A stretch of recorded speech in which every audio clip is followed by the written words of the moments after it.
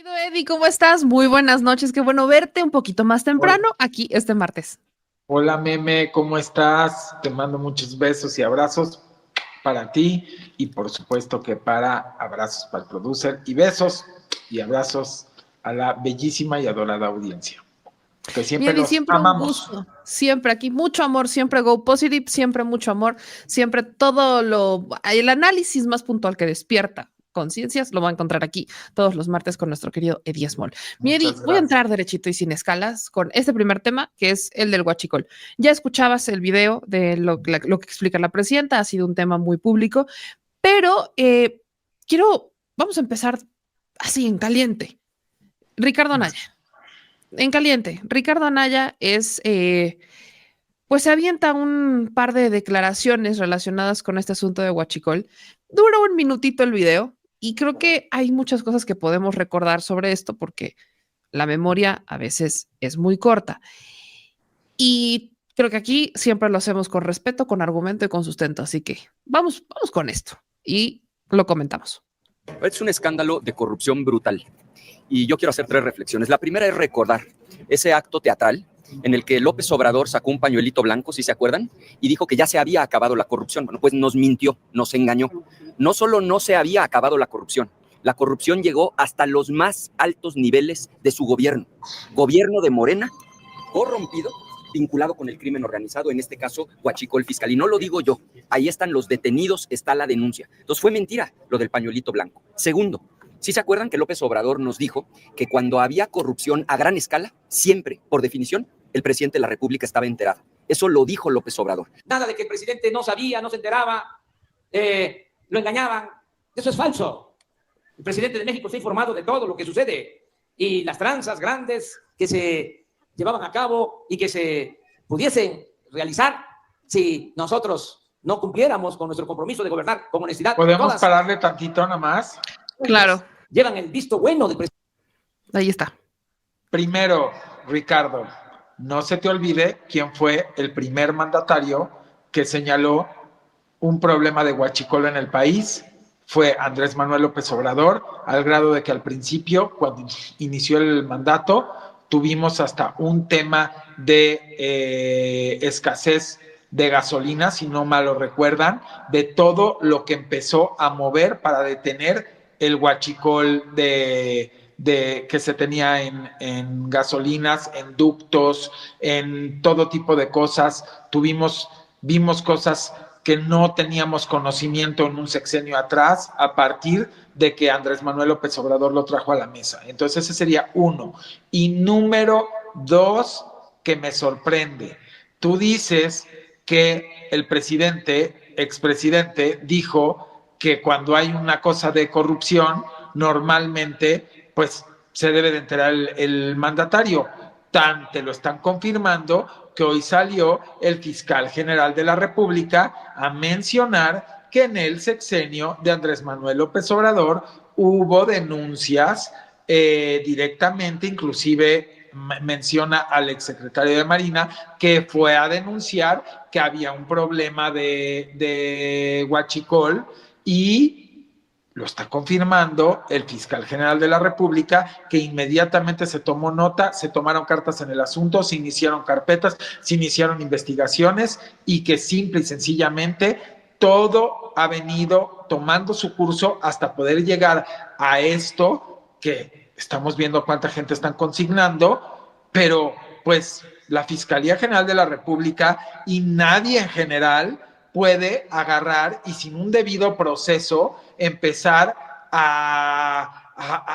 por arte de magia con una varita mágica nada más agarrar a la gente así porque sí, porque entonces gracias a ese tipo de cosas es que luego salen con que no se llevó a cabo conforme a las formas y entonces que no se le puede consignar a alguien no por el fondo sino por la forma. Entonces, si realmente se quieren integrar expedientes con todas las pruebas, con todo el sustento, como se apega a la ley bajo los procesos, integrando bien los expedientes y las carpetas, pues ustedes tienen que entender que lleva un proceso. Pero entonces ustedes no podrían decir, digo, Ricardo porque dio 2 puntos, ahorita a ver si dio más puntos, pero el primero, cuando él menciona eso, se le tumba porque el primer mandatario que mencionó el tema de Huachicol, que para todo el país fue algo nuevo, al grado que todo el mundo estábamos realmente sorprendidos, fue al inicio del sexenio de Andrés Manuel López Obrador, al grado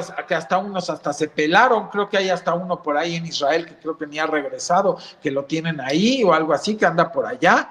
Entonces, pues yo no entiendo. Y luego dos, cuando menciona que el expresidente había dicho que se tenía que enterar, pues te están dando la prueba, Ricardo. La mejor prueba es que el fiscal general de la República hoy salió a confirmar que esto viene de denuncias desde ese sexenio y que la fiscalía responsablemente ha llevado a cabo los procedimientos para ir integrando, para ir recabando pruebas, para ir armando expedientes, para llegar a esta continuidad, el segundo piso, donde hay consignas. Entonces, yo no veo dónde podrías tú mencionar ni impunidad, ni mucho menos, porque pues, la prueba es que lo que está pasando hoy es la consecuencia de la denuncia de ayer, o sea, del sexenio pasado, y de todo el proceso de integración de expedientes, investigaciones y procedimientos apegados a la ley para que tenga casos sólidos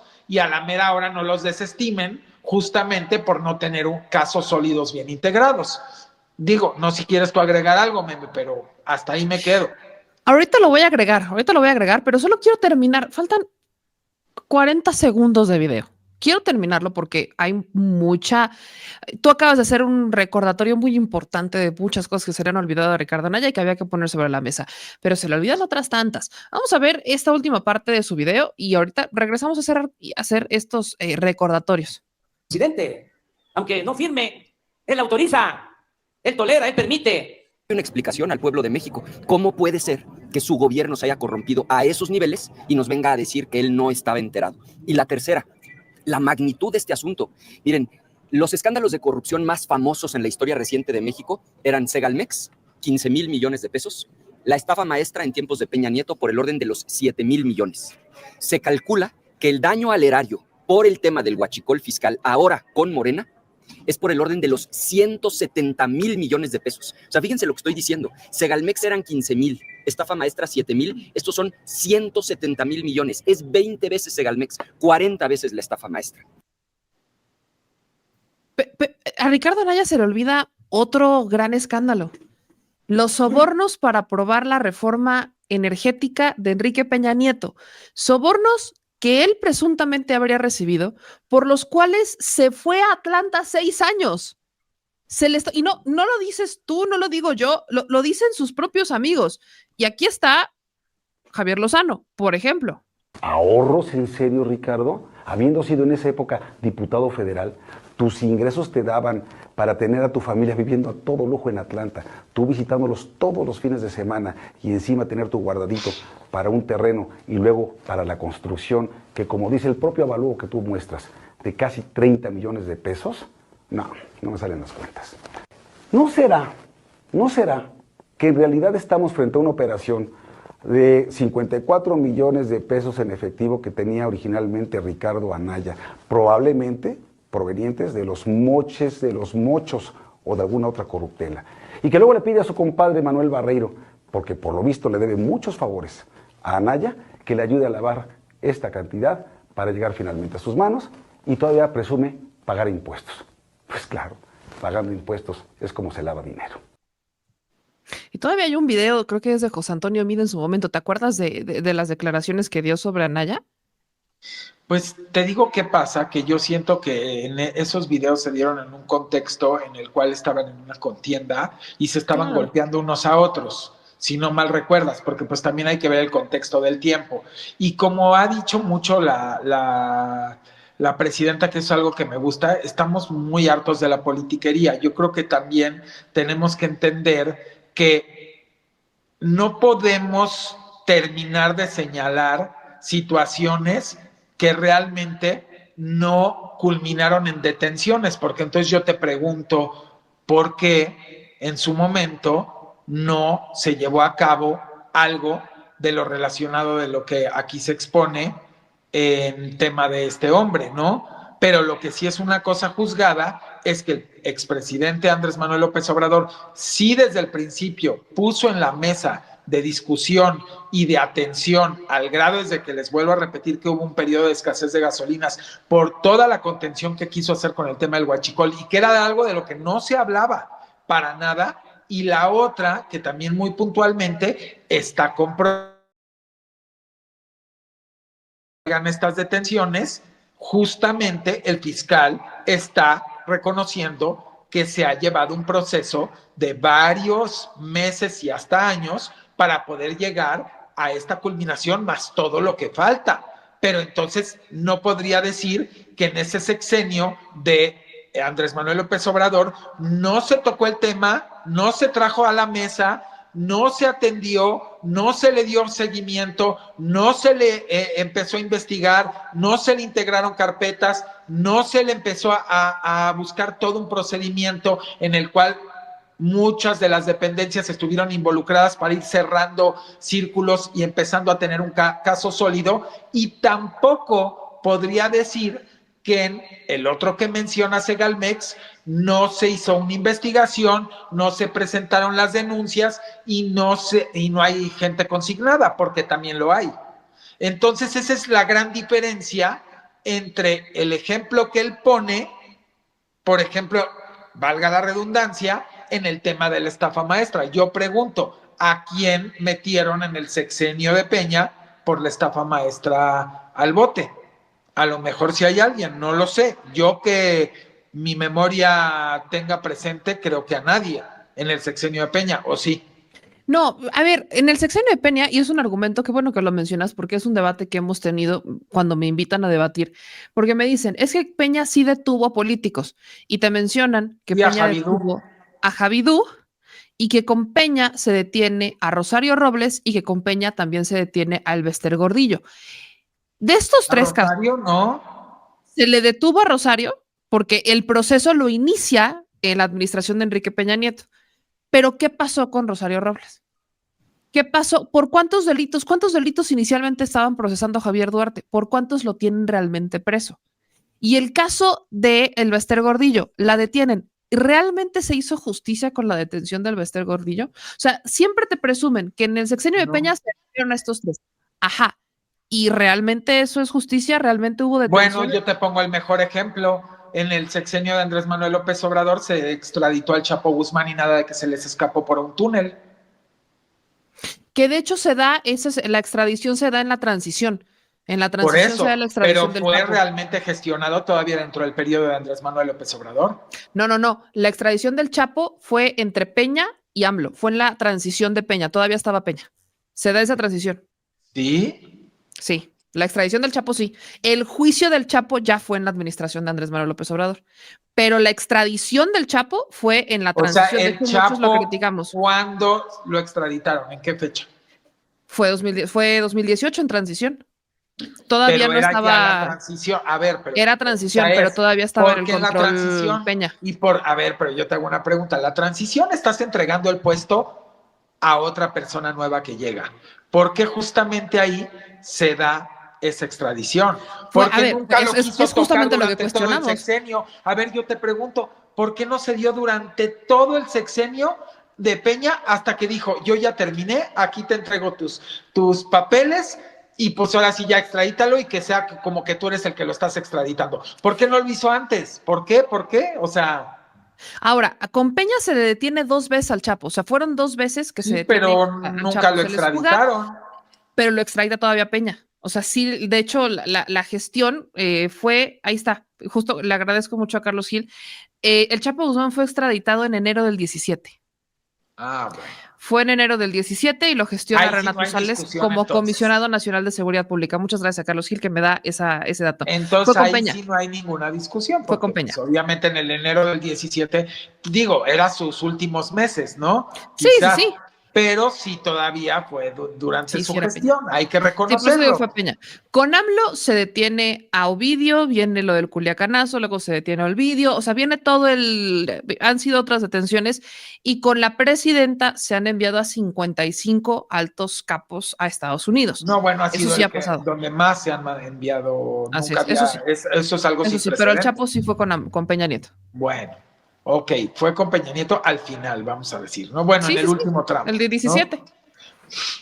Pero, a ver, ¿y por qué antes no? ¿Y por qué con Calderón no?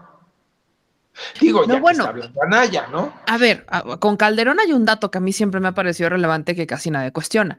Con Calderón en algún momento, y corrígeme si me equivoco, se detiene a el Mencho y se le cuestionó a Calderón por qué se le suelta. ¿Qué es lo que pasó ahí con el Mencho? Pero eso fue Que es el líder inmediato, del ¿no? cártel, O sea, no el del estuvo cártel Jalisco Nueva consignado. Generación. No, nunca. No estuvo No, consignado. o sea, fue que lo Y no. detuvieron y pum, ¿no? Lo detuvieron y ahí, exactamente. Sí, sí. También se Pues, dieron esos cuestionamientos. pues eso se lo podrían preguntar a Genaro directamente, por algo está en el bote en Estados Unidos, ¿no?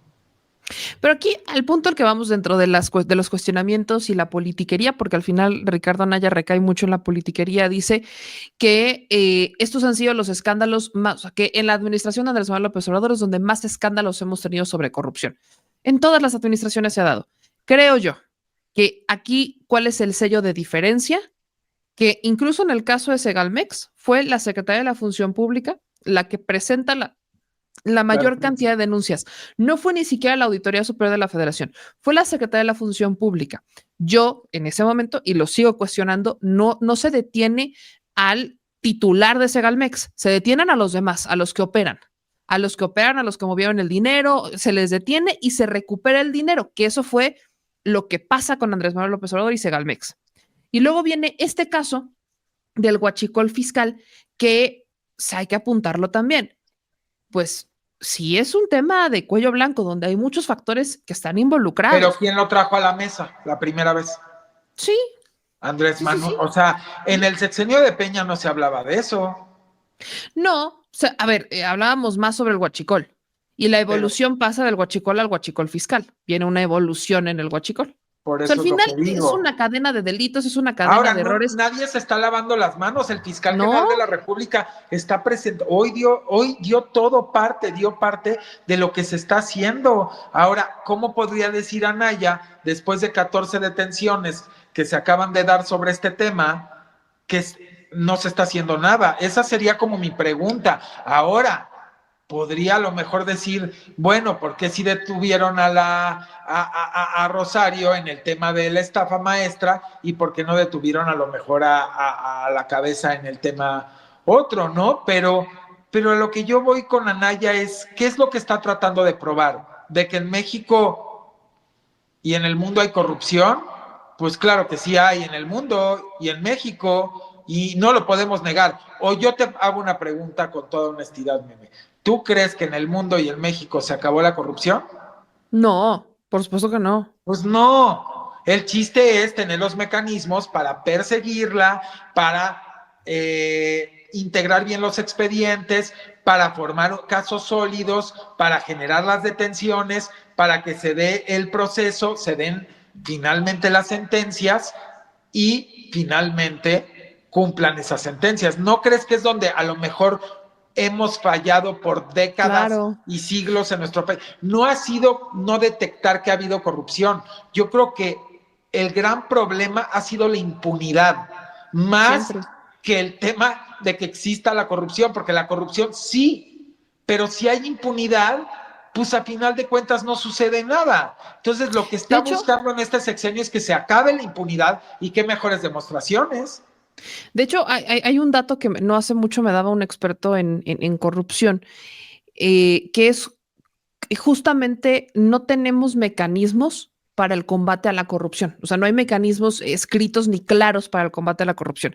Ni siquiera desde el Sistema Nacional Anticorrupción, ni mucho menos. No existen. O sea, están como en papel, pero al momento de ejecutar no hay.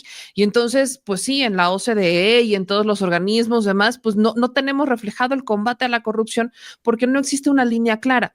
De hecho, es una pregunta que queremos hacer en la mañanera, porque ya hay una nueva, pues la Secretaría de la Función Pública hace su transición a la Secretaría de Anticorrupción y Buen Gobierno, y ya hemos visto a Raquel Buenrostro, por ejemplo, frenar una adquisición de medicamentos que estaba escabrosa, ya le hemos visto actuar. No podemos replicar a Raquel Buenrostro, lo decía Daniela Barragán en la mañana, no podemos replicar y tener mini Raquel Buenrostros en cada una de las entidades federativas para ver de qué manera empieza a detectar actos de corrupción. Sí, pero ¿qué es lo que sí se tiene que hacer? Pero yo te diría que sí, o sea, yo creo que Raquel es un gran semillero y va a Claro. poder, a final de cuentas, ella generar equipos muy, muy buenos que después podrán irse trasladando a las distintas dependencias como órganos que podrían ser a lo mejor unas subdirecciones dentro del organismo que vigilaran el tema de la corrupción y el tema del buen gobierno. ¿Por qué no? Pero por eso se están dando tantos cambios, por eso hablamos de un segundo piso de la transformación.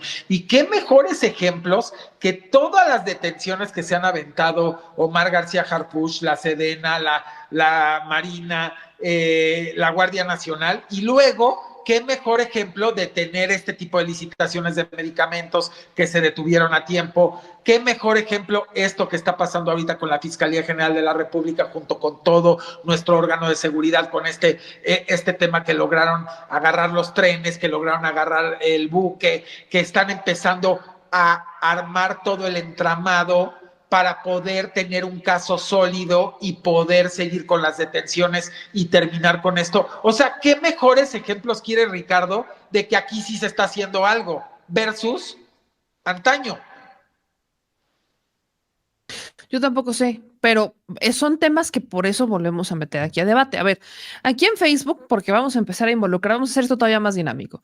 Nos dice Megan Guevara, pregunta Eddie, tenemos un gran problema donde trabajo. El 70% vendemos calzado chino y por los impuestos que acaba de anunciar el gobierno se puso en peligro nuestro trabajo. Desgraciadamente el calzado nacional no tiene la calidad, la capacidad para producir la maquinaria, en maquinaria ni personal. ¿Por qué Ebrard, antes de dar decretos, propuso también un plan de desarrollo y crecimiento al productor nacional para que sea competitivo? Muchas empresas corren riesgo. Y ahí entramos al tema del paquete, que es uno de los temas Pero, que platicamos. ojo, yo sí puedo responder. Lo que hizo Marcelo Ebrard y lo que hizo el gobierno es lo correcto. ¿Por qué? Porque se estaba importando calzado disque preterminado con el beneficio de no pagar el arancel, que porque estaba preterminado. Y no estaba preterminado. Y eso encantado se los podría explicar Marcelo Ebrard, es el secretario de Economía, y tiene razón. Y no solamente Marcelo Ebrard tiene razón, también la presidenta en estar poniendo orden en eso, porque de alguna manera está atropellando a nuestra industria nacional. Ustedes saben, hace 20 y 10 años, ¿cuántos productores de calzado existían en Jalisco, en Guanajuato, versus cuántos? Bueno, y también en Puebla hay bastante productor. ¿Y cuántos nos quedan ahora? Fueron terminando. No es que no exista la calidad, no es que no exista la hechura, no es que no exista la competitividad, es que la fueron aniquilando justo con estos mecanismos que no eran justos. O sea, ¿cómo vas a poner a competir al producto nacional con ese tipo de prácticas? Y digo, con esto respondo la pregunta, porque creo que se está malentendiendo. Estaban haciendo abuso de eso, porque imagínense, ay sí, calzado preterminado, lo terminan todo, le falta la agujeta. No, oiga, no me vengan. O sea, no puede ser así. Pues tenemos que cuidar nuestra industria nacional y créanme que hay una calidad. Miren, si no hubiese calidad en México de hechura de calzado, yo quiero que me contesten por qué la marca, por ejemplo, de botas Fry, así se llama para que la busquen, Fry, F-R-Y-E, Fry, produce en México prácticamente todas sus botas y de todo tipo, no estoy hablando nada más de vaqueras, Fry hace de todo, hasta botas para la nieve, para que me entiendan. Y no las vende baratas, son botas de 250, 300, $350, $400, $500 y más. ¿Por qué tanto calzado se produce en México que ustedes no tienen ni la menor idea? O sea, ¿a poco ustedes no sabían que mucho del calzado de Nine West se produce en México? ¿A poco ustedes no saben que mucho del calzado de otros se produce en México? ¿Qué pasó? Que con este tipo de cosas le dieron un beneficio al calzado. Pues sí, tengo que aceptarlo, chino y de otros lados, de Vietnam, de aquí, de allá y de tal, y fueron matando nuestra industria. Entonces, lo que está haciendo de alguna manera Marcelo Ebrard, la presidenta Claudia Sheinbaum, la secretaria de Economía y todo este colectivo que también lo clilla en los textiles y en todo, es que renazca nuestra industria nacional, porque tenemos muy buena industria, no me lo pueden negar. A ver, yo les pregunto, si no tuviésemos buena industria nacional, ¿por qué las automotrices prefieren manufacturar aquí que en el país vecino o a veces hasta en Canadá? ¿Por qué? Porque tenemos gran capacidad de producción, porque tenemos gran calidad, porque tenemos muy buenos tiempos y movimientos, porque tenemos muy buenos costos, porque tenemos también lo de la cercanía, que claro que juega positivo versus traer calzado de Oriente o cualquier otro producto de Oriente, nada más el tema de costos logísticos, tiempo, etc., etc., etc., y arancel, cuando aquí estamos pues prácticamente vecinos. Yo no sé si ustedes sabían, pero las mejores marcas de jeans, que valen $300 también, $250, 400, $500, se hacen en Teciutlán, muchos de ellos todavía. Claro, también mucho por los washes, porque México tiene una flexibilidad todavía mayor en el tema de los washes. Los que les interesa estudiar la parte de la mezclilla, cuando digo los washes, pues son los lavados y son los teñidos, y claro que tenemos que regularlo mejor, pero a lo que voy es que México, discúlpenme, pero México puede volver a ser una potencia textil, una potencia de calzado,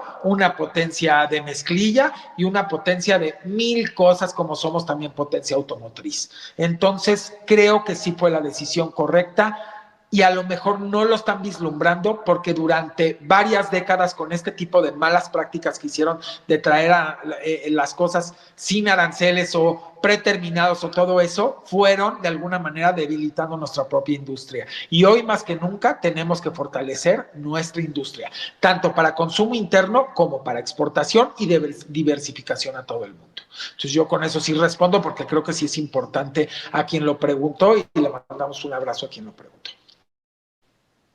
Eddie, ya que entramos en estos asuntos, ¿cómo ves lo que hoy se informa desde la Secretaría de Hacienda en materia de presupuesto? El paquete 2026, el primer presupuesto que manda la presidenta Claudia Sheinbaum, aunque trabajó junto con el presidente López Obrador, el último, en el del 25, trabajan juntos, entonces ahí está la mano de ambos, pero en este particularmente ya es el primero de la presidenta. ¿Qué es lo que has visto que es importante para que empecemos a comentarlo? Porque va a ser una discusión amplia que vamos a tener las próximas semanas.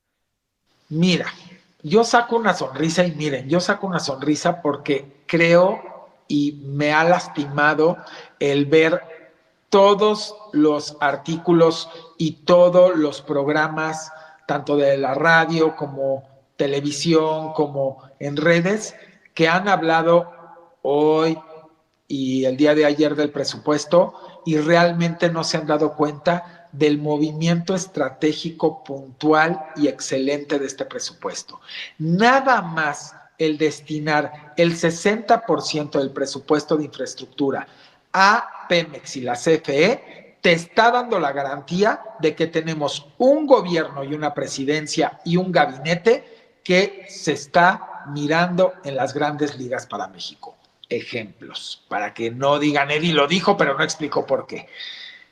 ¿Cuál es la mayor inversión hoy en día que se está haciendo en China y en Estados Unidos y en el mundo, derivado de la demanda que hay y que se viene de la inteligencia artificial y todo lo que va a generar, más la industria?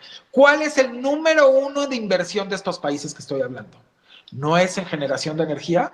Bueno, estúdiense. Número uno de inversión en China y en la mayoría de los países del mundo, en Europa y en Estados Unidos, en el gobierno de Donald Trump, es generación de energía, porque saben que la demanda que va a requerir todo lo que se viene con la inteligencia artificial y lo que ya hay, y que es bestial, si no generan la cantidad de energía, no va a poderle dar abasto al mundo. Es prioridad número uno para poder realmente estar en el juego de la fabricación de los chips, de la inteligencia artificial, del nearshoring, de todas las industrias que vienen. Sin energía, un país no puede ser productivo, un país no puede ser potencia, un país no puede realmente transitar vamos a hablar, al primer mundo. ¿Por qué? Porque sin energía no hay nada. Y luego, si no tienes soberanía energética, peor. Entonces, aquí en México, con el sexenio de Andrés Manuel López Obrador, se trabajó primero en buscar la soberanía energética, sin dejar a un lado, ni de lado, perdón, a la iniciativa privada, nada más que con reglas donde la mayoría lo primero que hizo Andrés Manuel López Obrador fue blindar al país, porque ¿para qué lo ibas a crecer, ibas a invitar, si primero tenías que blindarlo para que no tuvieran la mayoría y no pusieras en riesgo al país y te bajaran el switch mañana? Porque yo se los he dicho, hay guerras que son silenciosas. Si un país no tiene su soberanía energética, mañana en silencio, sin una bomba, vamos a decir, sin balas, sin invasiones, simple y sencillamente quien tiene el poderío energético decide bajarle el switch a tu país y a ver qué haces, hijo. En todos los sentidos. Ni produces, ni comes, ni te mueves, ni nada. Entonces, vientos por lo que hizo Andrés Manuel López Obrador. Primero, blindar al país, la soberanía energética, dejando reglas claras de que se vale tener asociaciones público-privadas, pero con la mayoría del Estado. Bravo, primero que nada. Ahora viene en este segundo piso de la transformación, por eso digo que este presupuesto es estratégico. Y yo sí, o sea, yo no me fui al fondo, entender cuál es la estrategia a corto, mediano y largo plazo, por lo menos de aquí al 2030 y lo que sigue. Así lo están viendo y por eso había que hacer este movimiento estratégico. Entonces, si el mundo, su prioridad número uno y las grandes potencias en inversión en infraestructura está haciendo en generación de energía y hasta se están moviendo con tecnologías muy, muy avanzadas porque saben la demanda de energía que ya hay, que se viene con todo lo que acabo de explicar, con el IA, con toda la productividad, con todo lo de computación cuántica, con todo lo que se viene también obviamente a nuestro país y a varios del nearshoring, pues a final de cuentas lo tienes que hacer. Entonces, bravo por eso, bravo por ese 60% destinado a Pemex y a la CFE y a otro tipo de generaciones de energía y de temas hídricos. Ahora bien, ¿por qué bravo por Pemex también? ¿Cuál es el mayor interés después de que todos nos quisieron vender, los de las energías limpias, de que el petróleo iba a desaparecer y que todo el bla, bla, bla, bla, bla, bla, bla, bla, bla, bla, bla? Sabemos que eso no es cierto. El mayor interés del mandatario del país vecino es el petróleo. No quita el dedo del renglón, no lo quita. Venezuela no quita el dedo del renglón de su petróleo. El mundo no quita el dedo del renglón de su petróleo. Las guerras siguen siendo por petróleo. El interés de tener injerencismo, invasiones y buscar pretextos para tomar países es el petróleo, es las tierras raras, es la energía, son los minerales. No nos engañemos.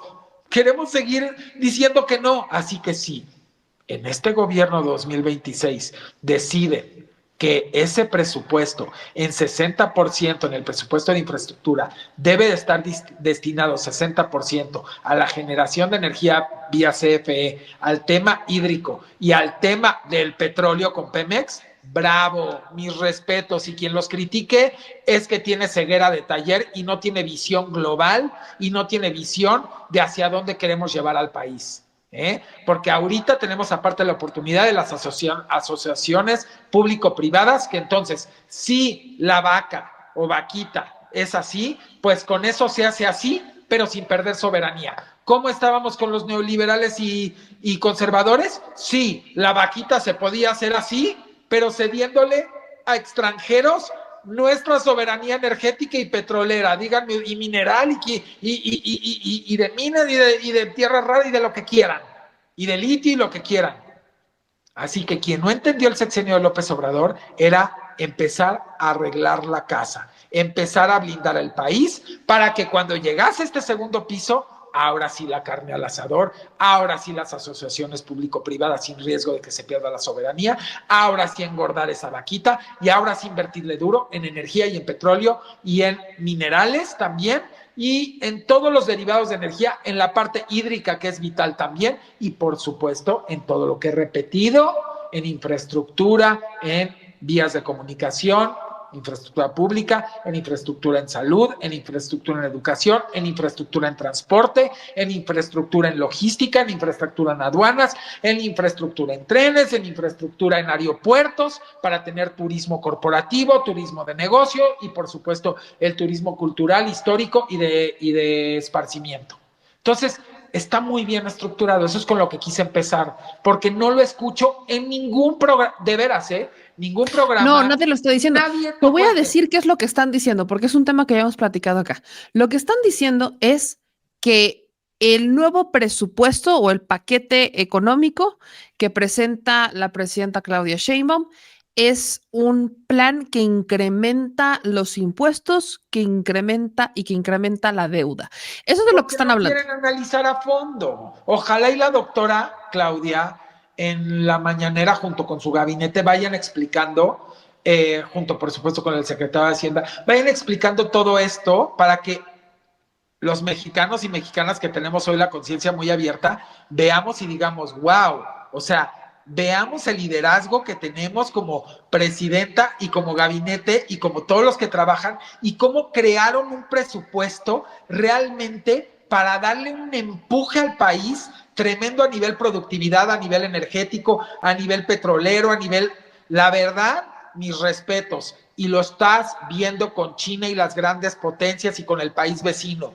Prioridades, generación de energía, prioridades el tema del petróleo, prioridades tierras raras, prioridades minerales, prioridades, porque eso es lo que garantiza la productividad en el mundo y el poder seguir manteniendo economías productivas y que generen. Discúlpenme, sin energía no hay productividad, sin energía no hay fábricas, sin petróleo no hay transformación de absolutamente miles y miles y miles de productos que usamos a diario, porque la gente se ha cerrado a pensar que el petróleo es solamente gasolina. No, señores, los derivados del petróleo hay, bueno, miles de productos que se hacen con esos derivados, energías, el gas, invertir en gas, tenemos que invertir durísimo en gas. Pues yo digo, el presupuesto está diseñado para invertirle fuertísimo en energías, en petróleo, en gas, en hídrico, en el tema mineral, en el tema de tierras raras que podamos empezar también a explorar porque tenemos y nada más no hemos hecho la chamba en décadas, en el tema de infraestructura pública, llámese hospitales, centros de salud, centros educativos, universidades, escuelas, en infraestructura de transportes, en infraestructura de vías de comunicación, en infraestructura de logística, de aduanas y de aeropuertos. Si no se entiende eso, entonces no se entiende el gran proyecto que hay de verdad en este sexenio. Y yo lo aplaudo. Y no me voy a concentrar en, es que ahora los refrescos van a costar, en vez de el litro 1.6, ahora va a costar 3.07 cada litro de más por el IEPS. Señores, yo solamente les digo una cosa. Entiendan, si nosotros logramos con mucho esfuerzo bajar ese consumo de refrescos en el país, porque también hace daño los de sin azúcar, señores, y esto es algo que no se los quieren decir, pero si ustedes siquiera estudiasen antes de hablar el daño que hacen todos los químicos de los refrescos que dicen cero azúcar, sin azúcar, guara, bla, bla, bla, bla, bla, bla, bla, bla, bla, entenderían lo grave que es tanto el con azúcar como el sin azúcar.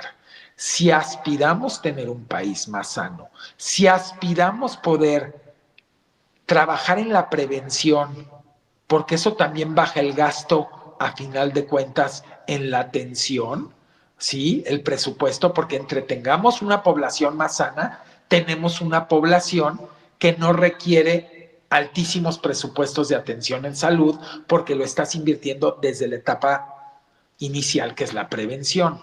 Ahora, sí tengo una tarea que le dejaría yo para que la estudie la doctora y el gabinete a quien le corresponda. Yo propongo es una propuesta, y también al aparato legislativo, ¿por qué no? Y son propuestas ciudadanas, simplemente un ciudadano. Pero se me ocurrió algo después de que vi. A mí aplaudo lo del IEPS, me parece muy bien, pero tengo una propuesta acompañada a ese IEPS de los refrescos, sobre todo los refrescos. ¿Por qué? Y de los jugos, estos azucarados y todo lo demás. ¿Por qué no una parte de ese IEPS recaudado se va a una nueva dependencia o a una, vamos a decir, o dentro de la dependencia que se encarga del tema del agua potable, a garantizar que se va a tener agua potable en todo el país? Porque ahí es lo que yo me quedé pensando hoy. Les digo que lo estudié muy bien, pero ya saben, yo como que lo analizo del lado, ¿qué beneficios? Porque a mí lo que me interesa es entender cómo fue pensado este presupuesto y entender hacia dónde vamos y verlo con una visión de planeación estratégica y hacia, pues les podría decir que el desarrollo del país. Entonces, me parece muy bien, lo aplaudo porque está enfocándose en la prevención, pero si no le garantizamos agua potable en el 100% del país, les estamos dejando como único acceso a todos esos sitios que los que conocemos el país hasta en las sierras y en las comunidades más alejadas. Sabemos que hay muchas donde todavía no hay agua potable, no les estamos dejando de otra más que acudan al refresco. Porque a veces hasta el refresco puede ser más económico que el agua de una botella, ¿no? Entonces también habría que analizar ese punto. ¿Cómo podríamos incentivar a que todavía bajara más el agua embotellada? Y cómo, si encareciéramos más los refrescos, pero que eso recaudado trajera un plan anual de aquí al 2030, por lo menos, de cuántas comunidades y cuánto dinero de ese IEPS se va a invertir para que tengan agua potable. Porque yo les garantizo que si logramos hacer que todo México tenga agua potable, acompañado del IEPS y cada vez que crezca más en refrescos y bebidas azucaradas, vamos a orillar a dos cosas. Uno, a que la gente pueda, con ese acceso a agua potable, tener otras opciones y poder, de alguna manera, tener mayor salud. Y con eso se cubre la prevención y también te baja el gasto en atención. O sea, es como vas cubriendo muchas cosas. O sea, te ayudan mucho para que no lo vea nadie como un gasto el invertirle hacia el agua potable. Que lo vean como una inversión que no nada más le trae un beneficio, por supuesto maravilloso, agua potable para todos, pero también es a nivel prevención, a nivel gasto en salud y también, por supuesto, estamos teniendo una población más sana. Pero también estamos orillando a la industria refresquera y de jugos a que digan, ya no podemos seguir por aquí, vamos a sacar productos que realmente sean agua embotellada más económica, B, productos que garanticen el 100% que son totalmente naturales y que no traen nada que le pueda realmente hacer daño al organismo, y que sigan haciendo negocio y sigan vendiendo, porque al final de cuentas esa industria pues es una que también genera empleos y genera cualquier cantidad de derrama, pero tenemos que hacer como un equilibrio. Entonces yo, a quien critique esto del IEPS, pues también lo digo que es ceguera de taller. Ahora, sí estoy completamente consciente que tiene que venir acompañado de potabilizar a México, 100%. En México tiene que estar, así como México tiene que estar 100% electrificado, 100% comunicado, 100% también tiene que estar potabilizado. Yo creo que es un compromiso, ¿no? Que debe de estar ahí, así como 100% también acceso a la educación, a la salud, pero el agua es vida, es el líquido vital. Entonces, tiene que estar el país 100% potabilizado. Entonces, los dejo sobre la mesa para que vean cómo sí tiene mucha carnita el IEPS y qué bueno, pero la carnita tiene que ir acompañada de la parrilla para cocinarla, porque si no, pues nada más se queda como carnita y si la dejas mucho tiempo fuera se echa a perder. Voy a poner un par de datos sobre el nuevo paquete económico. Sí, meramente datos sencillos. Obviamente se priorizan los programas sociales y una mayor recaudación. Energía y bienestar, como lo decías, hay un 86% y un 12.4% de incremento respectivamente. Si baja la Secretaría de Seguridad y baja la Cultura. México va a sacar 41,000 millones de pesos con los impuestos al veneno público. Estamos hablando de refrescos, bebidas azucaradas y tabaco. La Suprema Corte, y aquí sí quiero aclarar, el presupuesto que hemos estado viendo circular, que han estado criticando mucho de un incremento, no es un presupuesto que haya solicitado la nueva Corte, es un presupuesto que dejó la Suprema Corte de Norma Piña. En la última sesión extraordinaria, ellos pidieron 15,000 millones de pesos extras. Ahí es donde los únicos que pueden debatir y discutir esto, pues son la Cámara de Diputados, y es importante aclararlo porque he estado viendo muchas notas diciendo, no que austeridad y no que recorte y no que... Ajá, sí, pero es que ese último presupuesto lo solicita la Corte de Norma Piña, no la nueva Corte.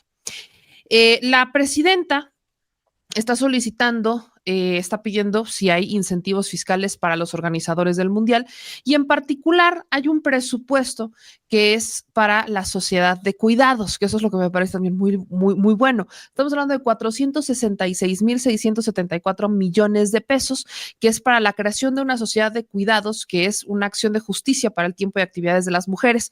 De acuerdo con los resultados de la encuesta nacional sobre el uso del tiempo, las mujeres dedican un promedio de 39.7 horas semanales al trabajo doméstico, de cuidados y voluntario. Estamos hablando del sistema de cuidados. Entonces, es para atender un reclamo bastante añejo sobre los colectivos feministas y mujeres en general que buscan que el Estado asuma tareas de cuidado que históricamente han sido asignadas a las mujeres. Y también solamente se baja la género. pensión a 63 años, que vale la pena También mencionarlo, es importante. Por eso hay un incremento de presupuesto en los programas sociales, porque viene también esa ampliación de los programas sociales, que ha sido uno de los sellos más importantes de esta administración. Pero ahorita que hablábamos sobre las bebidas azucaradas, aquí también hemos cuestionado cuando no hay propuestas.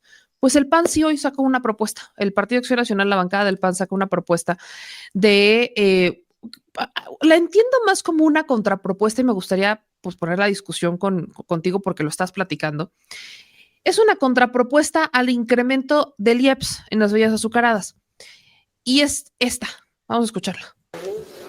Hay un falso enfoque particularmente hacia la salud y que este cuento narrativo que han buscado construir con los despachos machuchones de narrativas se cae cuando lo que por un lado dicen no existe en el presupuesto. En síntesis, en este presupuesto no existen impuestos saludables. Lo saludable es bajar los impuestos. Miren, por eso nosotros tenemos propuestas claras. Primera propuesta: si lo que queremos es que la gente consuma menos bebidas azucaradas para combatir la obesidad, que coincidimos en ese propósito, lo que hay que hacer es hacer más atractivas las opciones saludables. Propuesta número 1 del PAN: tasa cero, es decir, eliminar el IVA a cualquier presentación de agua. Si queremos que la gente tenga mejores opciones, tenemos que bajarle el precio al agua. Si es verdad que este gobierno lo que quiere es darle mejores opciones a la gente y desincentivar el consumo de bebidas azucaradas, no basta con subirle el precio. Eso ya lo han hecho en el pasado y la única consecuencia ha sido mayor recaudación. Pero si su propósito seriamente no es tener más dinero para gastar en el gobierno, entonces tenemos la primera alternativa: bajémosle el precio a todas las presentaciones de agua potable, todas las presentaciones de agua de consumo, que ninguna tenga IVA, y con eso entonces sí, a la hora de decidir en el anaquel, en el mostrador, la gente va a encontrar un incentivo real con un mejor precio, permitiéndole optar por esa opción más saludable, pero también cuidando la economía de todas las familias. Propuesta número 2 del PAN: ¿Qué opinas, Eddie? A ver, pues está repitiendo, digo, perdón, un poco lo que mencioné diferente, ¿no? Yo sí estoy de acuerdo en el IEPS, definitivamente, porque quitarle, a ver, si tú quitas el IEPS y haces más atractivo el agua, no cumples con el ciclo completo, porque a final de cuentas también estás incentivando al bajar los precios de los refrescos. Y tú no debería de haber siempre, o sea, si realmente quieres que esto se cumpla, debería de ser abismal la diferencia entre el precio de un agua embotellada y el precio de un refresco. ¿Cómo lo logras? ¿Azucarado o con las porquerías de químicos que les meten sin azúcar? Porque esa es la verdad. Se asustarían de ver lo que lleva. ¿Por privilegias, a final de cuentas, el tema del agua? Pero si realmente lo que estás buscando es que le quiten el IVA al agua, que es lo que está, no sé qué es lo que dijo, ¿no? No sé qué dijo algo como de que le quitara, Sí, o sea, que le ¿no? quiten el IVA, aparte a mí me Ajá, parece una incongruencia, quiere que le quiten el IVA a las botellas de agua. sí, pero, Solo para sí, poner el dato, quienes embotellan el agua son las refresqueras, las que venden las bebidas por eso azucaradas. yo digo, a ver, ¿de qué se trata? O sea, no está bien planteado. Por eso yo puse el ejemplo al principio, sin saber que ibas a poner este video, porque ni lo escuché, ni nada. Por eso lo Yo puse, dije, porque lo estabas diciendo, dije, ahí va. a mí cuando me empecé a ver el presupuesto, empecé a hacer análisis en distintos rubros y tengo para cada uno alguna opinión, ¿no? O algún análisis. Y entonces caímos en el del el IEPS de los refrescos y por eso dije, primero que nada, prioridad número uno, o sea, yo sí estoy de acuerdo en el IEPS, lo aplaudo y que aparte siga siendo incremental cada año, porque toda esa lana o una gran parte de la lana que se haga en un plan anual hasta potabilizar el 100% del país, porque en el momento en el que potabilice 100% del país con una buena campaña gubernamental de difusión, le vas a enseñar a esas personas que antes no tenían acceso a agua potable que no necesitan comprar tampoco una botella de agua porque pueden ellos mismos, con acceso al agua potable, ya tener agua en sus distintos hogares o en sus distintas necesidades y que podemos hacer una campaña para que se empiece a impulsar el campo usando la jamaica, usando la guanábana, usando el mango, o sea, estamos en una oportunidad de oro. Claro que podemos sanar a nuestro país, solo que la estrategia tiene que ser 360. Ok, ¿queremos a final de cuentas hacer menos accesibles los refrescos? Sí, pero tampoco queremos que sea la única opción que tengan esas personas que no tienen agua potable. Entonces, hagamos tan accesible como se pueda el agua, hagamos campañas también, o sea, que todo el mundo tenga agua potable, hagamos campañas de todo lo que podemos hacer con esa agua natural dentro de nuestras casas y con un montón de sabores y cosas naturales sin necesidad de ponerle porquerías ni químicos. Y entonces sí, hasta le vamos a dar un beneficio a la cadena productiva, porque imagínense todo eso que se dejase de consumir de tanta cochinada que le hace tanto daño en obesidad, en diabetes y en todo lo demás, y que a final de cuentas se vuelve un gasto fuertísimo en el erario por tema de atención, porque no estamos haciendo completa la prevención, y encima, pues pones al campo y pones a toda nuestra naturaleza a producir más. Si se hace una campaña, también hay que acercarle eso a la gente. Entonces, no es como ellos lo ven. Dice, quítenle el IEPS a los refrescos y quítenle el IVA al agua. Uy, qué gran solución. Lo único que hiciste es hacer más accesibles los refrescos. De verdad, perdón, pero la propuesta no tiene lógica. Se trata de hacer lo más inaccesibles el veneno que nos está matando, y lo más accesible a lo que nos están nutriendo y lo que nos están sanando. ¿Qué es eso? La madre naturaleza, el líquido vital potable y acompañado de lo que le querramos agregar de nuestra misma madre naturaleza. Quien no lo entienda, pues se quedaron cortos en la propuesta. A mí me parece que esta es mucho más completa. Pero aparte, exacto, o sea, es irse al fondo del problema. es irse al fondo del problema, no a la solución que está por encima. A mí la impresión que a mí me da lo que dice el Partido Acción Nacional, que además les da vergüenza, y yo no entiendo por qué sí está claramente, les da vergüenza decir que defienden a las empresas. Recordemos que uno de los sectores cabilderos más poderosos es justamente ¿no? El En de las el refresqueras mundo. en el mundo, no nada más aquí en Y el las mundo, el de las farmacéuticas. refresqueras, el de las farmacéuticas. Y Al la final del día, alimentaria.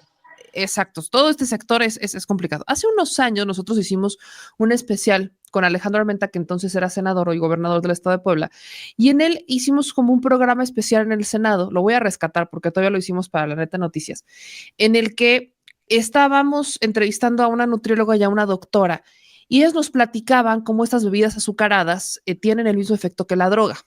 Al momento incluso en el que las destapas, la sensación que te generan, lo que te Placebo. despiertan, es tan adictivo como si fuera una droga. Entonces, cuando estamos hablando de estrategias para evitar, para combatir, o sea, se tienen que tomar las que estén sobre la mesa. Cuando nosotros fuimos a Chiapas, ¿a dónde fuimos? A Chamula, ¿no? A San Juan Chamula. Yo algo que le decía al productor es que a mí me impresionaba cómo utilizaban refrescos para ponerlos en el altar. O sea, ya existía esta... Antes que la leche, ¿no? Tú mismo comentaste, ¿no? Que en ciertos sectores, que es otro tema a solucionar, vámonos al fondo del asunto, a los bebés les dan Coca-Cola. Y digo el nombre porque es el refresco de Coca. Se los dan. ¿Por qué?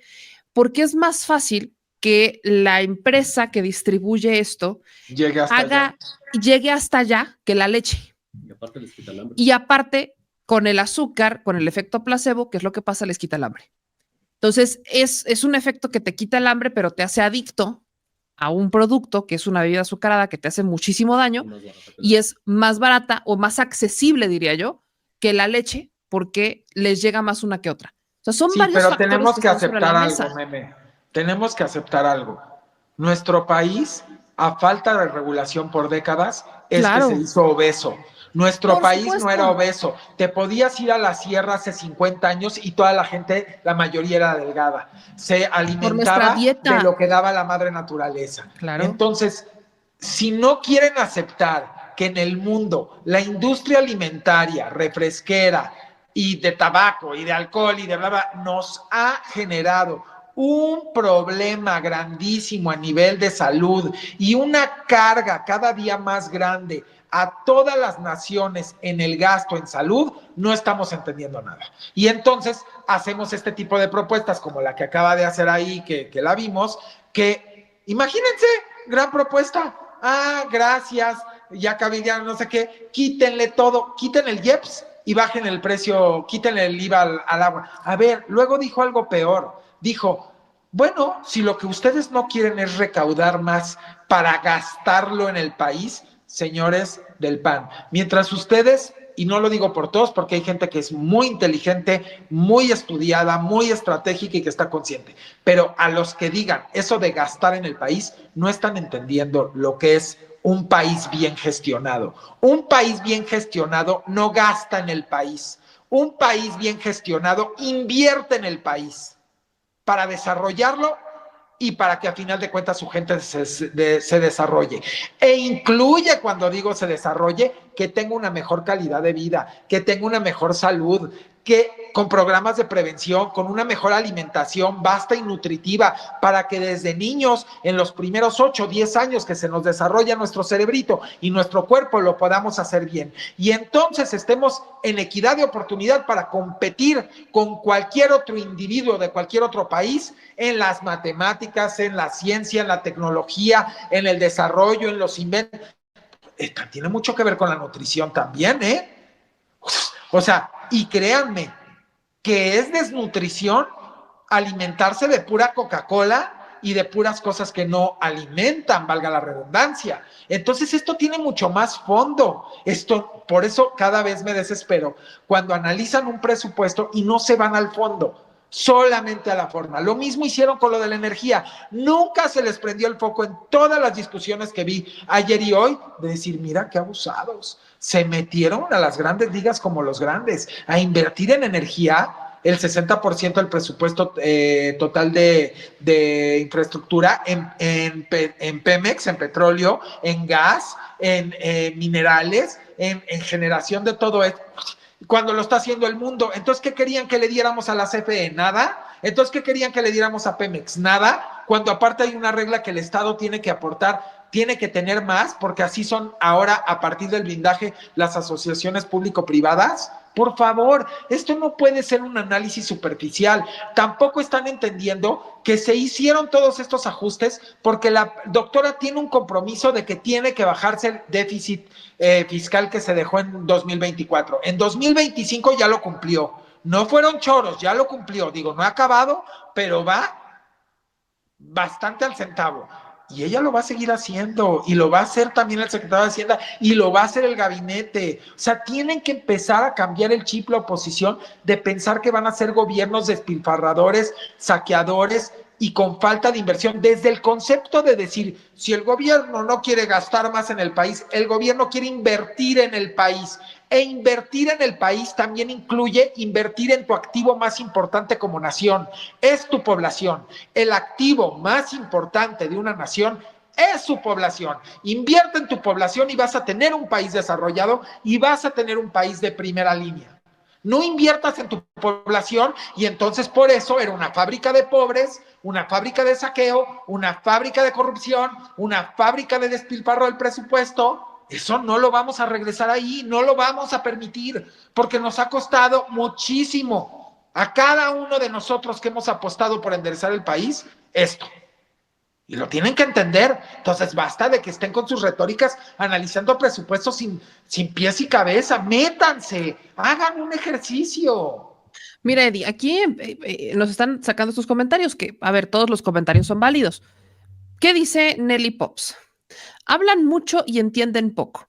Hacen un drama y no explican nada. Lo que dijeron los del PAN es que se le quite el impuesto al agua en cualquier presentación, es decir, a las botellas, para Nelly, por cierto, para que la gente prefiera el agua en lugar de un refresco. Y eso sería más viable que otras que sugieren ustedes. Primero, y antes de que lo contestes tú, hay que entender que cuando la gente prefiere un refresco, no necesariamente tiene que ver con el precio. Es un factor, sí, pero no es el factor principal por la que la gente va y dice, ay, quiero un refresco. Primero, vas. Permíteme, Nelly, te mandamos primero un saludo y después creo que más bien tú entendiste mal.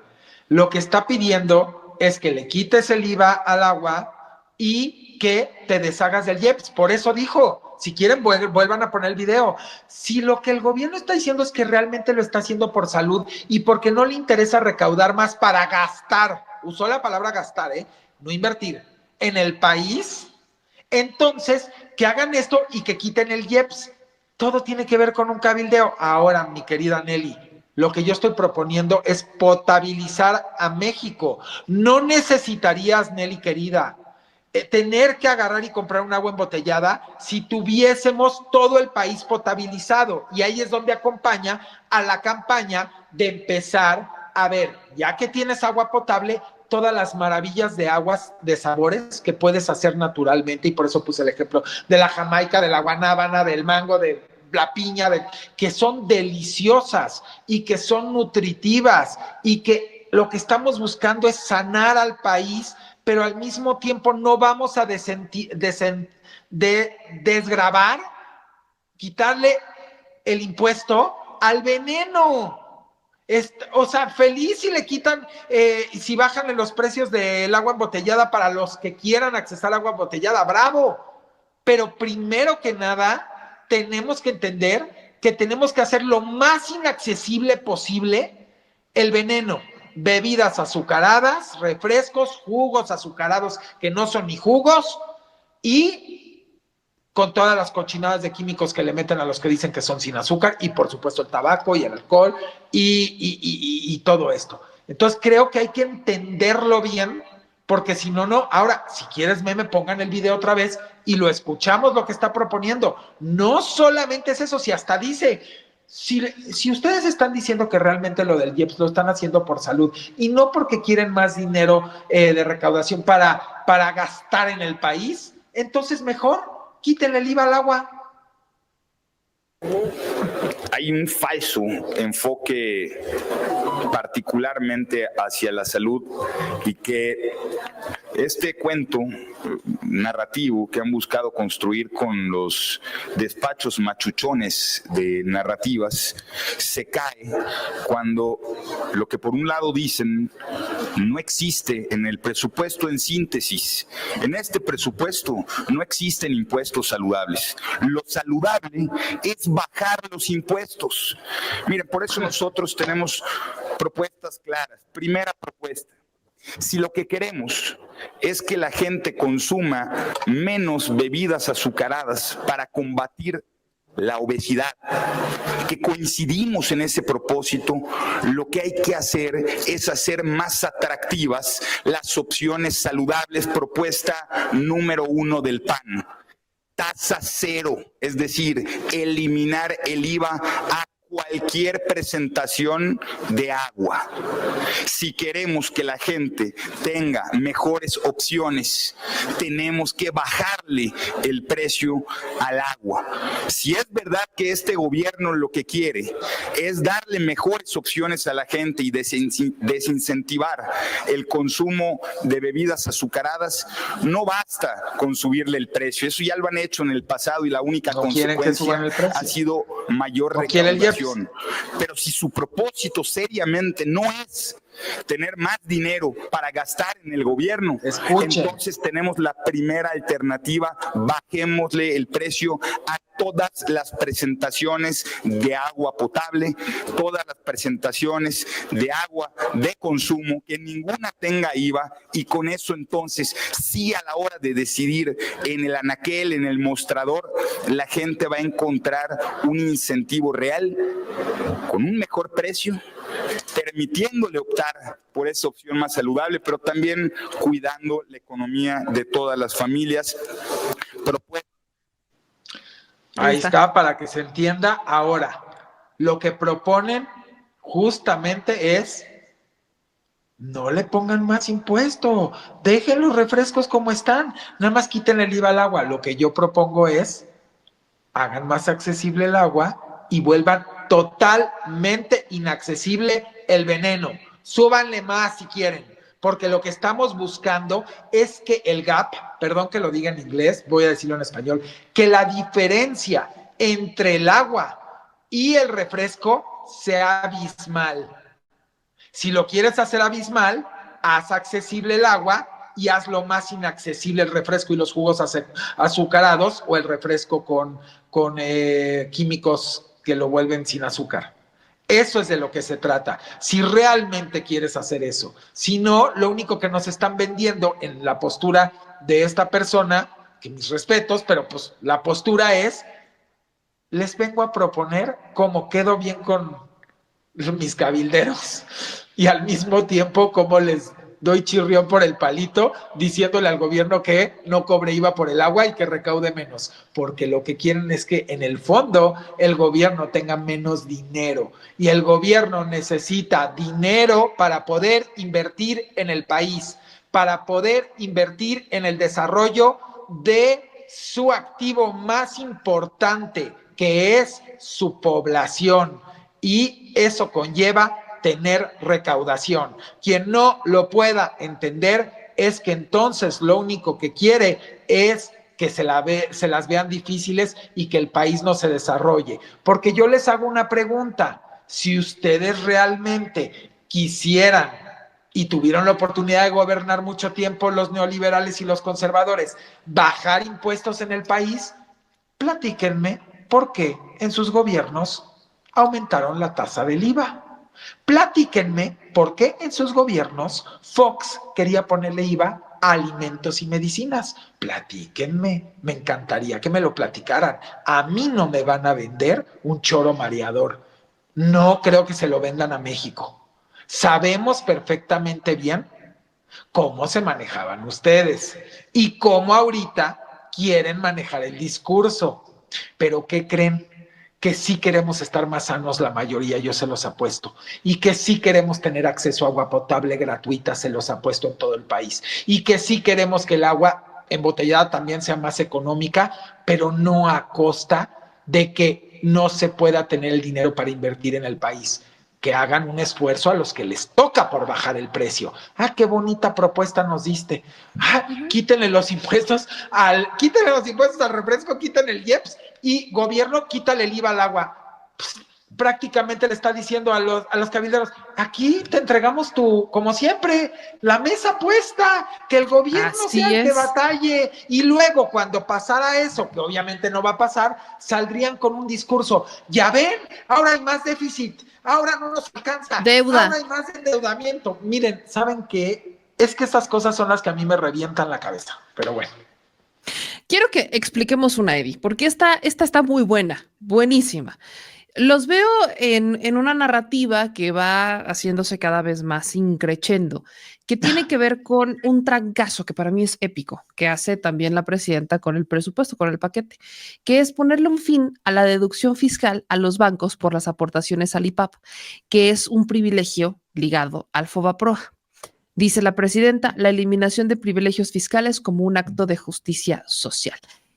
Ah, ya los veo brincar porque dicen es que con eso nos va a meter en problemas, la deuda pública va a crecer, vamos a incrementar y entran en una narrativa interesante porque hace no mucho el PRI proponía eliminar el FOBAPROA. Aquí platicábamos de esas ocurrencias.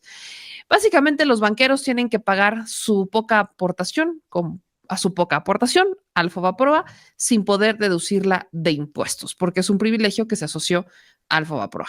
Sí, Meme, pero yo aquí te voy a contestar con toda honestidad. Yo sí veo a los banqueros que ellos no han dicho no, ni han dicho ni pío. Ellos, de su parte, perdón, Meme, pero lo escucharon el día que lo mencionó la presidenta como un adelanto. No me refiero a los banqueros, Ha sido me la refiero a los oposición, políticos. ha sido la Exactamente, a ellos me oposición, refiero. pero yo tengo que reconocer que mis respetos para el gremio banquero, porque por lo menos al día de hoy, absolutamente nada, porque yo sí creo que el gremio banquero sí ve que los recursos del país se están bien invirtiendo en el país, que se dieron cuenta que salieron 13.4 millones de pobres y que eso porque a lo mejor nadie lo ve así, pero yo sí quiero abrirles la mente. A ver, si tú eres banquero, tú ves que estás aportando finalmente al país vía recaudación y de pronto descubres que salen 13.4 millones de pobres de la pobreza general del país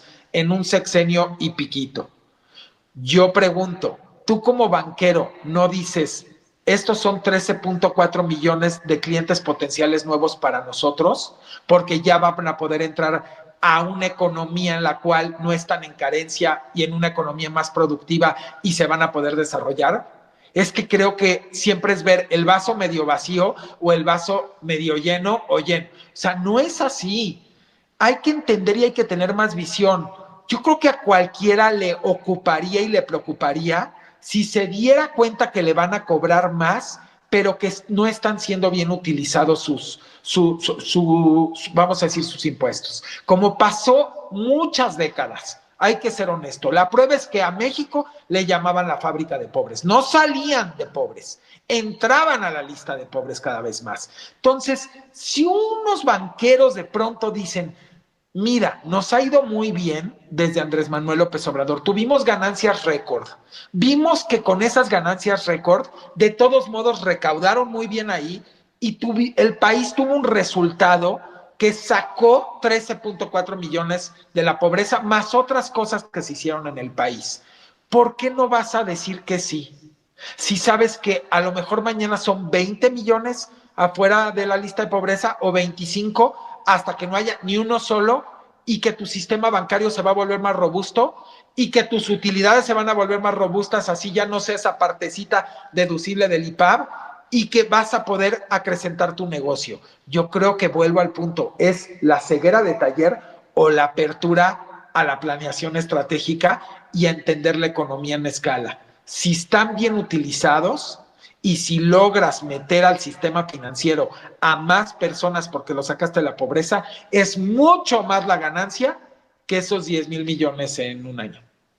Entonces, yo por eso, en este caso, mis respetos para los banqueros, han estado en silencio, espero que lo estén viendo con esas miras. Por supuesto que no, si no estuviesen ocupando esos recursos en lo que estoy hablando y no tuviésemos esos números de 13.4 de personas que van a poder entrar a un sistema financiero próximamente y que quién sabe cuántos de ahí, estaría hasta interesante ver de esos 13.4 cuántos ingresaron ya al sistema financiero y que antes no eran clientes de la banca, porque entonces te va a dar otra óptica.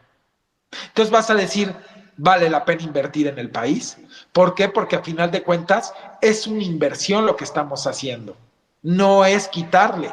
Y si con esos 10,000 millones van a poder invertir en lo que se tenga que invertir para que salga más gente y el país sea más productivo y más desarrollado y tenga más infraestructura y haya más personas en el sistema financiero, eso es música para los oídos, para las bancas, para la fintech, para todo el mundo. Entonces yo a los únicos que he escuchado es a la oposición. Yo no he escuchado y no puedo poner palabras en la boca de lo que no. Hasta el día de hoy, mis respetos para los banqueros, mis respetos para la fintech y yo confío de corazón en que lo estén viendo con esa óptica. Ese sería mi análisis. Justo eso iba. La oposición es la que está utilizando estas narrativas, las contradicciones, que al mismo tiempo son constantes contradicciones.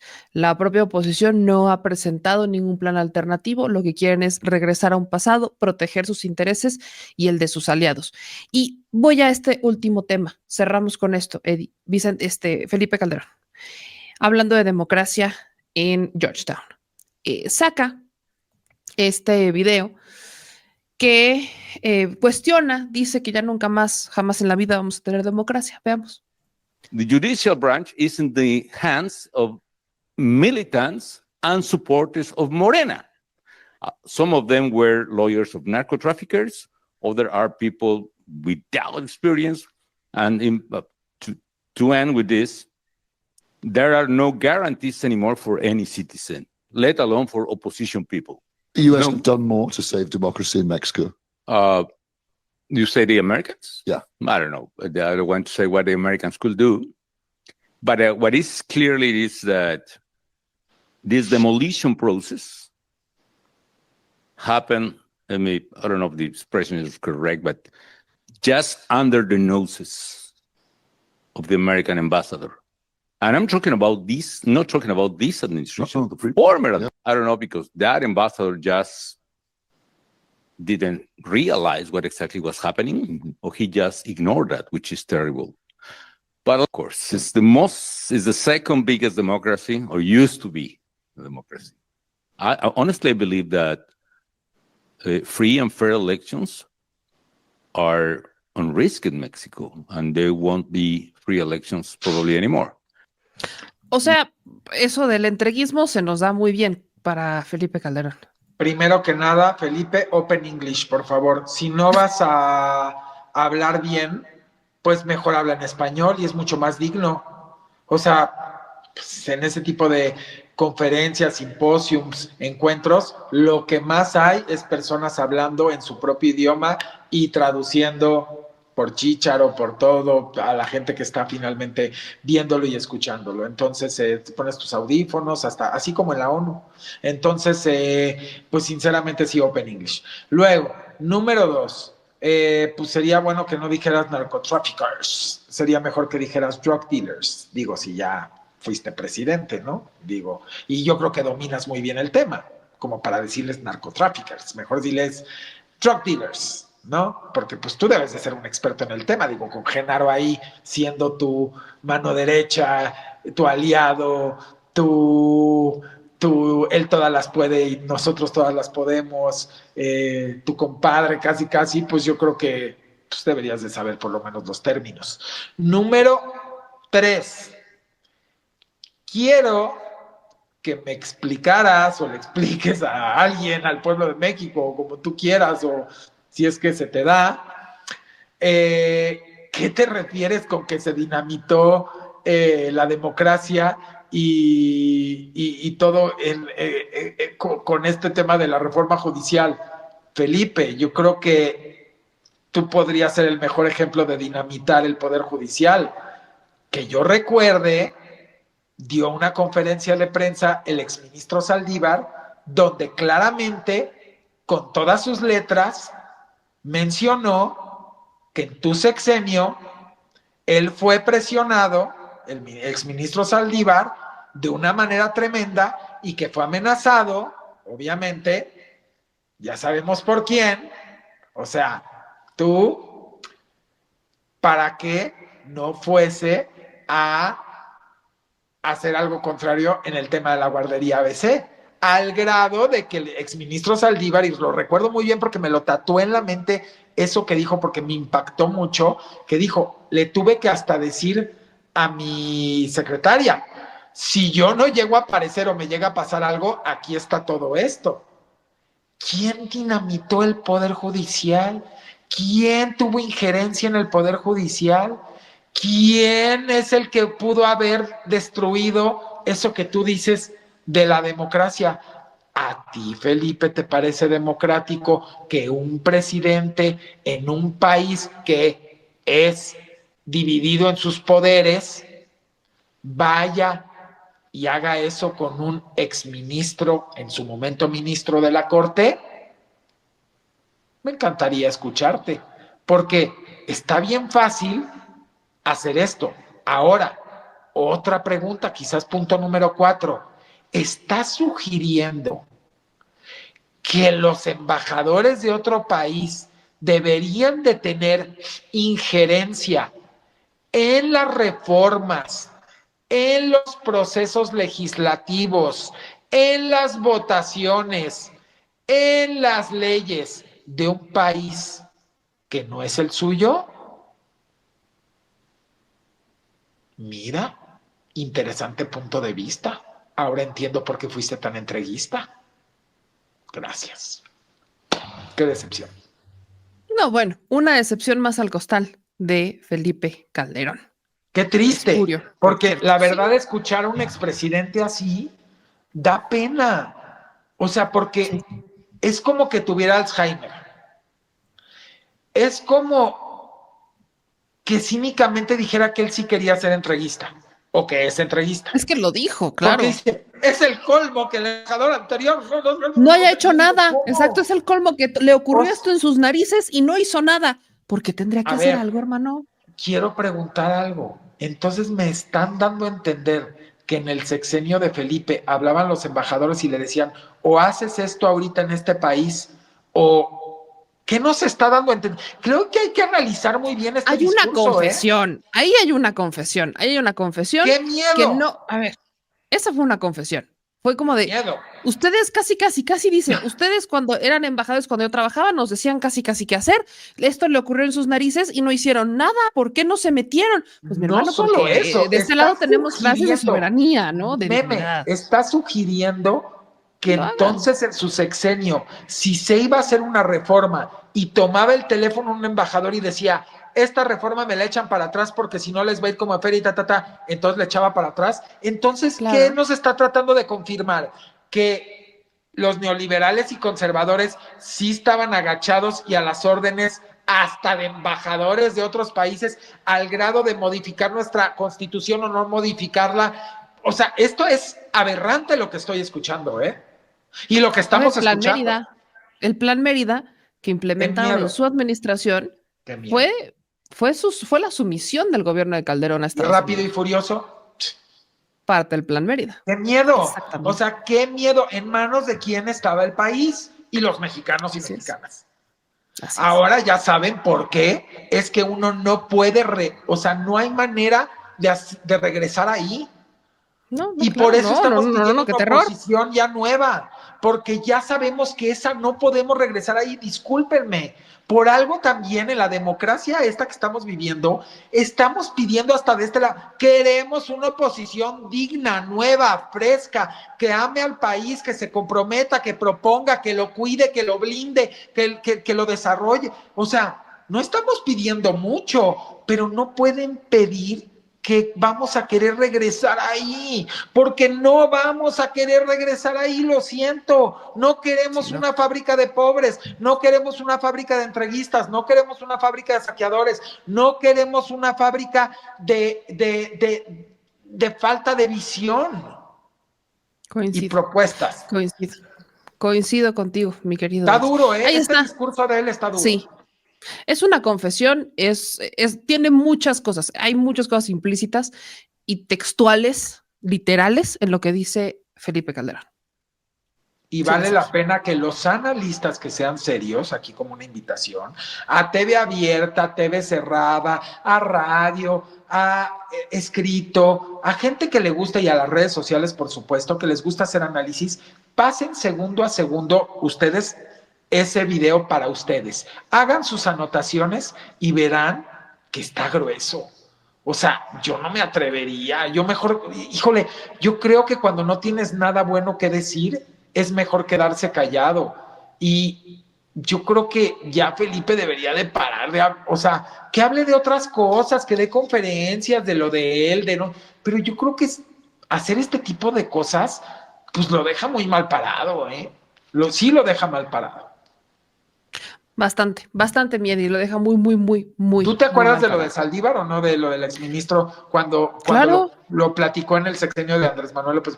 Yo sí me quedé, no lo podía creer y decía, wow, lo que está platicando el ministro a todo el pueblo de México, porque lo platicó al pueblo de México.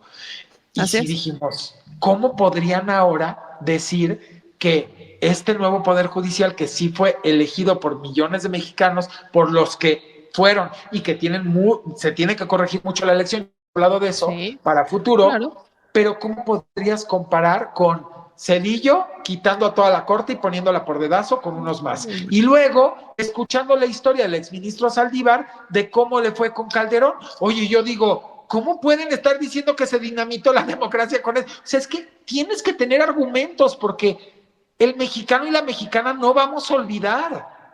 Porque si olvidamos, es lo que quisieran. Es lo que quisieran, que nos diera amnesia. Y eso ahora, es lo que no otra podemos cosa permitir. que también criticaron, que la reducción en el tema de inversión en seguridad. Yo les voy a contestar algo. Señores, el invertir mucha lana no significa grandes resultados. Les voy a poner el mejor ejemplo. Quiero que me saquen cuánta lana tuvo este año de presupuesto la parte de seguridad. Y ahora sáquenme y vamos a hacer un cuadro comparativo con los años anteriores, con los distintos años y a cuántas criminales han agarrado, cuánto droga se ha incautado, cuántos temas ilícitos se han incautado. Entonces hacemos un cuadro comparativo y van a ver que la lana no es proporcional a la efectividad de la estrategia, a la efectividad de la inteligencia, a la efectividad de la coordinación entre todos los organismos como se está teniendo. Mis respetos, pareciera un poco o un mucho como lo hizo Omar y la doctora Claudia en la Ciudad de México, pero ahora a nivel macro, y por eso yo digo, si creen que la lana es directamente proporcional a efectividad, directamente proporcional a incautaciones, a sistemas de inteligencia, se están equivocando. No va por ahí. Es muy importante la lana, pero es muy importante la estrategia, es muy importante la coordinación y es muy importante hacer un cuadro comparativo de los resultados. Jamás en ningún sexenio se habían enviado a tantos criminales al país vecino y se había detenido a tanto y jamás habíamos visto estos mega detenciones de los trenes, del buque, de toda la cantidad de sustancias nocivas que se han incautado, de laboratorios, de gente, así que no es directamente proporcional. No, aunque muchos de la oposición no han querido comprender que sí están con un chucho cuerero en la Sedena, en la Marina, con Omar García Harfuch, en la FGR, que ahí te está demostrando que lo que pasó ahorita con lo del huachicol y todo eso, lo de los trenes y lo demás, lo dijo hoy muy claramente el fiscal Gertz, lo dijo, esto viene de tiempo, las denuncias, integrar los expedientes. Como yo entiendo a Gertz lo que está tratando de decir, a mí no me van a volver a soltar a ninguno porque digan que el expediente está mal integrado, porque digan que no era un caso sólido, porque digan que de forma se perdió, pero de fondo estaba bien. Él está haciendo su chamba, le está diciendo, no me van a salir con eso, les voy a integrar al centavo para que no haya excusa ni pretexto. Entonces yo por primera vez estoy viendo algo muchísimo todavía más coordinado. Ya lo veíamos en el sexenio de Andrés Manuel y ahorita es el segundo piso y se están coordinando. Entonces hay que entender, por eso yo digo, no acepten críticas superficiales al presupuesto o a ningún tema. Exíjanle a quien les esté dando una ponencia, sea por escrito, en radio, en tele, en redes, que les dé la explicación del por qué. Porque es bien fácil salir y decir, no, esto no me parece, esto es así. No, está bien que le bajaron el presupuesto. No, está bien que le subieron el presupuesto. Sí, que quiten el IEPS a los refrescos. El que te lo dice así, realmente no te quiere abrir la mente y te quiere ayudar a que analices. Lo único que quiere es venderte un nado sincronizado para que tú vayas y lo repitas. Y eso es algo que de verdad no debemos de caer. Ocupen todos, y lo ocupemos nosotros, el pensamiento crítico. Creo que es básico para poder entender realmente el trasfondo y no la superficie. No debemos de entender la superficie, porque en la superficie no se cocina. En la superficie solamente sale la nata. Se cocina dentro de la olla, no afuera con todo lo que nada más está en la superficie. Es decir, es como si agarras y nada más haces ahorita una sopa de fideos, digo, es una analogía, y agarras y nada más pruebas lo de arriba de la natita donde se quedó todo el condimento y dices, está salada, y luego la pruebas por dentro y dices, no, no tiene sal. No veamos las cosas en la superficie, hay que ir adentro de la olla, hay que analizar, porque si no, nado sincronizado, vendido y comprado, y no vale la pena porque pues estamos como para más, ¿no? O sea, queremos ser una sociedad más evolucionada. Entonces, Coincido. no permitamos, y con eso yo no digo no los escuchen. Si te fijas, yo no claro, hay que sugiero, escuchar. ni no los Pero hay que lean, ni tener no los escuchen, argumento. ni no los vean. No, al revés, háganlo como ejercicio. Empiecen a decir, hoy puedo escoger quiénes son comunicadores de calidad y quiénes son comunicadores de cantidad. Los de cantidad tienen que ver con lo que les pueden dar y la cantidad de información que te van a repetir sin nada en análisis, y los de calidad son los que realmente sí hacen una investigación y te presentan un análisis. Y eso es ir educando tu mente, tus ojos, tu cerebro, hasta tu opinión. Porque entonces tú mañana te vas a sentar en una cena con tu familia o con unos amigos o en una comida o hasta en los tacos y vas a poder tú dar mucho más información que simplemente, eso está mal porque lo escuché con fulanito de tal. Sí, pero ¿por qué está mal? Ay, no sé, él nada más dijo que estaba mal. Pues no. Sí, no, coincido. Coincido, querido Eddie, pero ahí está el análisis, aquí se queda para que se despierten conciencias y se abran mentes. Les mando muchos besos, muchos abrazos, los quiero mucho y me encanta que sea un espacio donde participan pluralmente. Hemos visto mensajes. Mira, la verdad es de que a mí en la calle me lo dicen, oye, yo era de la oposición, pero yo ya veo esto, ¿verdad? Me gusta que sea un espacio plural, pero eso sí, que cuando digamos comentarios, pues sí sean a base del sustento del video, de lo que vimos. Del argumento también, claro. Pues eso es muy importante. Pero bueno, entonces ya saben, vamos a tener un presupuesto muy bello en el 2026. Ya no pude, de verdad, un presupuesto muy inteligente, planeación estratégica total hacia el desarrollo. Y ya no pude hablar, hablamos en el siguiente vamos a hablar mucho sobre este presupuesto porque vaya que nos va a dar. Terminar, pero les voy a adelantar, cómo va a terminar el PIB de 2025 y cómo va a estar el PIB de 2026. Y cuáles son las expectativas también de tasas de interés de aquí al cierre del año y para el año que viene. Ese va a ser chamba de la semana que viene. La próxima semana aquí nos estamos viendo para darle con eso y el acumulado. Te mandamos un beso, mi Eddie. Adiós, bendiciones, producer, meme, público.